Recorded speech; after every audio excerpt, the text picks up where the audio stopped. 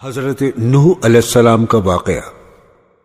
حضرت آدم علیہ السلام کے بعد قریب 1000 سال تک قوم توحید پر قائم رہی، مگر اس کے بعد یہ قوم بت پرست بن گئی اور بتوں کو پوجنے لگی۔ اس قوم کو صحیح راہ پر لانے کے لیے اللہ تعالیٰ نے حضرت نوح علیہ السلام کو اس قوم پر پیغمبر بنا کر بھیجا، اور اللہ نے فرمایا کہ اس قوم کو سمجھاؤ اور عذاب کے بارے میں بتاؤ اور ڈراؤ، جس سے کہ یہ قوم بت پرستی چھوڑ کر ایک اللہ کی عبادت کرے۔ حضرت نوح علیہ السلام نے ایسا ہی کیا جیسا کہ اللہ تعالیٰ نے فرمایا تھا۔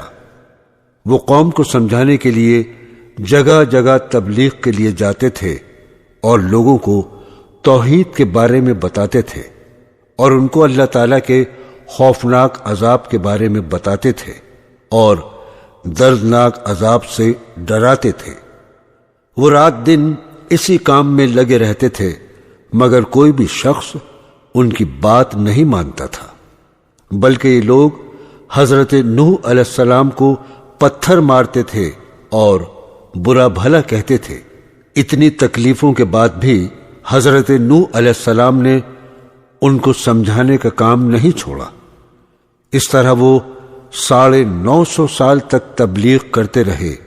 اتنے عرصے میں صرف 40 مرد اور 40 عورتیں اور ان کے 3 بیٹے ہی ایمان لائے، باقی قوم کفر کے دلدل میں پھنسی رہی۔ حضرت نوح علیہ السلام جب لوگوں کو سمجھاتے سمجھاتے تھک گئے اور ان کے صبر کا پیمانہ لبریز ہو گیا، تب انہوں نے اس قوم کے لیے بد دعا کی، اے اللہ، اس قوم کا ایک بھی بچہ اور زمین پر ایک بھی گھر نہ چھوڑ، سب تباہ کر دے، برباد کر دے۔ اللہ تعالیٰ نے حضرت جبرائیل علیہ السلام کو حضرت نوح علیہ السلام کے پاس بھیجا۔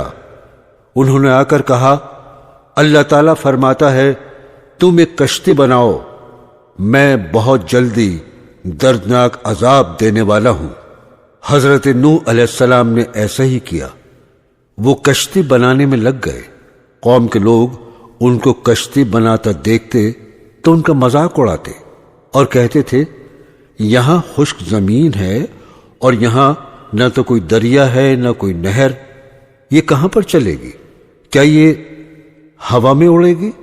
لیکن حضرت نوح علیہ السلام کشتی کو تیار کرنے میں لگے رہتے تھے۔ جب کشتی بن کر تیار ہو گئی تو اللہ تعالیٰ نے فرمایا کہ اے نوح، جب تمہارے جلتے ہوئے تنور سے پانی ابلنے لگے تب تم سمجھ جانا کہ عذاب شروع ہو گیا ہے۔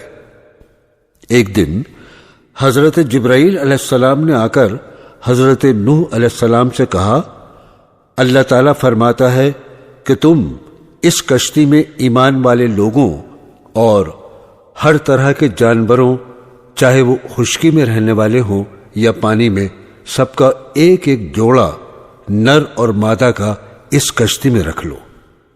بہت جلد عذاب آنے والا ہے۔ جو عذاب آنے کی نشانی اللہ تعالیٰ نے بتائی تھی اس کے مطابق حضرت نوح علیہ السلام کے جلتے ہوئے تنور سے پانی نکلنے لگا۔ یہ دیکھ کر حضرت نوح علیہ السلام سمجھ گئے اللہ تعالیٰ کا عذاب شروع ہو گیا۔ انہوں نے اپنی بیوی اور بیٹوں سے کہا کہ اللہ کا عذاب شروع ہو گیا ہے، تم اس کشتی میں آ کر بیٹھ جاؤ۔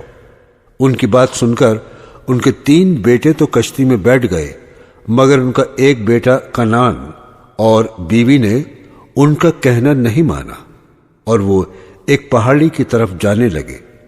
حضرت نوح علیہ السلام نے بہت کوشش کی ان کو بلانے کی، مگر انہوں نے ان کی بات نہیں مانی۔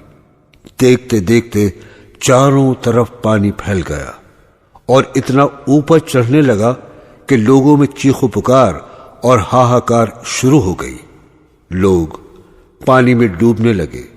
حضرت نوح علیہ السلام کی بیوی بھی پانی میں ڈوب گئی اور ان کا بیٹا کنعان ایک پہاڑی پر چڑھ گیا۔ آہستہ آہستہ پہاڑی پانی میں ڈوبنے لگی۔ تب حضرت نوح علیہ السلام نے اللہ سے کہا، اے اللہ، تو نے تو وعدہ کیا تھا کہ تیرے گھر والوں کو بچاؤں گا، اب میرا بیٹا ڈوب رہا ہے، اس کو بچا لے۔ اللہ تعالیٰ نے فرمایا، اے نوح، وہ تیرے گھر والوں میں سے نہیں ہے، صرف ایمان والے ہی تیرے گھر والے ہیں۔ حضرت نوح علیہ السلام نے ایک بار اللہ تعالیٰ سے پھر کہا، یہ میرا بیٹا ہے، اس کو معاف کر دو۔ اللہ تعالیٰ نے فرمایا، اے نوح، خبردار، اگر دوبارہ اس کا نام لیا میں تمہارا نام نبیوں کی فہرست سے نکال دوں گا، کیونکہ اس کے عمل اور ہیں اور تمہارے عمل اور ہیں، اس لیے اگر اس کی اب سفارش کی تو میں تمہارے سر سے نبوت کا تاج اتار لوں گا۔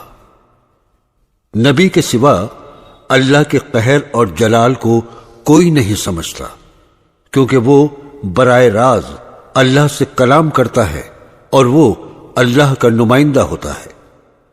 حضرت نوح علیہ السلام نے رو رو کر کہا، میرے اللہ، اگر تو نے کرم نہ فرمایا اور تیری کریمی کا دریا مجھے نہ ملا، تیرے رحم کی چادر میرے سر سے اتر گئی، تب میں کہیں کا نہیں رہوں گا، میں تو مارا جاؤں گا۔ تیرا کرم مانگتا ہوں، تیری بے نیازی کا صدقہ مانگتا ہوں۔ اے رحیم، رحم فرما مجھ پر، مجھ سے بہت بڑی غلطی ہو گئی، مجھ کو معافی عطا کر۔ یہ اس نبی کی بات ہے جس کا ذکر قرآن پاک میں سب سے زیادہ مرتبہ آیا ہے، اور قرآن پاک میں 29ویں پارے میں ان کے نام سے سورہ نوح آئی ہے۔ یا اللہ، ہم سب کا عقیدہ درست ہو جائے، یقین درست ہو جائے، اللہ کے قرآن پر ہمارا یقین جم جائے، ہمارا ایمان مضبوط ہو جائے۔ یا اللہ، ہم سب کو نیک عمل کی توفیق عطا فرما، آمین ثم آمین۔ ایسے ہی معلوماتی واقعات کے لیے ہمارا چینل ضرور سبسکرائب کریں اور بیل آئیکن دبانا نہ بھولیں، تاکہ ہر نئی آنے والی چیز کا نوٹیفیکیشن